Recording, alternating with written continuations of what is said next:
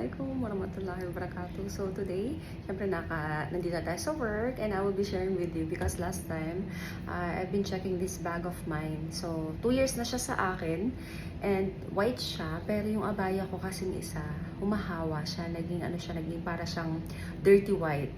Nagmukhang dirty talaga. So, ang ginawa ko, para hindi naman masayang, and medyo pricey po talaga pag mag-body paint ka ng bag, no? So, nag-google ako, pwede raw yung acrylic paint. Nag-feeling ako, hearty. So, i-share ko sa inyo yung itsura ng bag ko. Ayan, ito siya. Pero ito, tarnish na kasi siya, yo. But still, it looks better, no? Pero, try ko na lang sigurong i-block siya lahat. So, hindi ko na-achieve yun. But the rest, it's all black. Hindi ko lang alam paano ko paint tong tong pinaka, niya, ang tawag dito.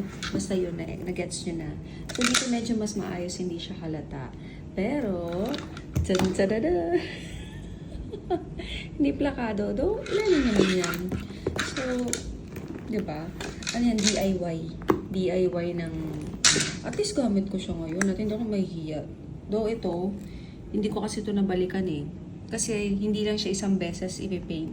So, papatong-patong siya. Though nasa loob naman siya eh. Mukhang pa rin naman yung labas, diba? So, yun lang. Sinare ko lang sa inyo. Feeling proud. And ginamit ko siya. Gamit ko siya ngayon dito sa, sa office, sa work.